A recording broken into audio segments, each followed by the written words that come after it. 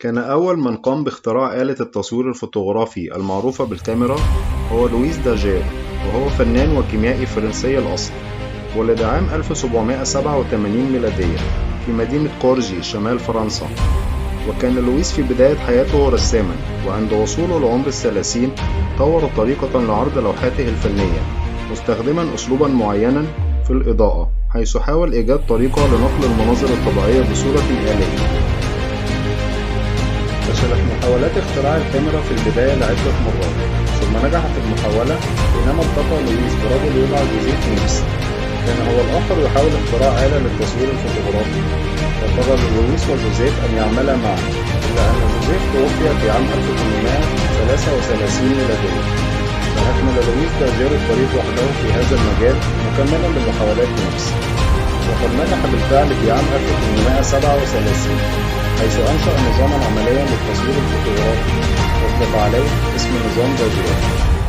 وبالفعل أصبح لويس داجير هو مخترع آلة التصوير الشمسي، وقام بالعديد من الاختراعات، منها اختراع الديوراما، وهي عبارة عن طريقة للعرض تتمثل في مشهد ثلاثي الأبعاد مصغراً أو بالحجم الطبيعي، تكون فيه الأشكال والمناظر الطبيعية بشكل غير مرتب مقابل خلفية مرسومة على قطعة من القماش الشفاف، يكون الضوء من خلفه مشعاً للحصول على تغيرات يتم رؤيتها.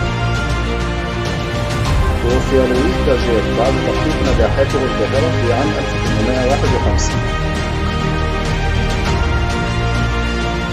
يعرف الكثيرين أن الكاميرا هي كلمة عربية الأصل، واشتقت اسمها من القمرة، وهي التي استخدمها الحسن بن الهيثم في غرفة سوداء مظلمة ليجري فيها أبحاثه عن الضوء والبصر.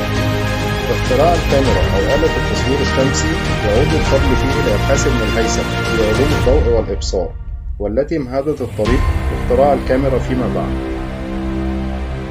وابن الهيثم هو ذلك العالم العربي الذي أطلق اسمه على كويكب في الفضاء اكتشفه عالم الفلك السويسري ستيفانو سبوزيتي قبل 16 عاماً، تقديراً لما قدمه من ابتكارات.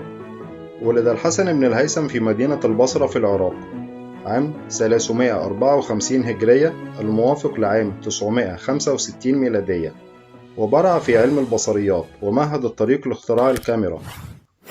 وضع ابن الهيثم في علم البصريات والرياضيات 37 مؤلفاً، منها كتاب المناظر. ويعتبر ابن الهيثم هو مؤسس علم الضوء وانعكاساته، وقدم دراسات عن مدى علاقة الضوء بطب العيون والنظر، وبرع في علم الضوء وانعكاساته وأطواله وعروضه، وكيف يتحول الضوء إلى طيف، وقام بدراسة سرعة الضوء أيضاً. وسبق أينشتاين بتأكيده أن سرعة الضوء محددة، وأن الضوء ينكسر وينعطف. وكان ابن الهيثم هو من مهد الطريق لاختراع الكاميرا، حتى قالت عنه موسوعة سالتون العلمية أنه أول مخترع حقيقي للكاميرا.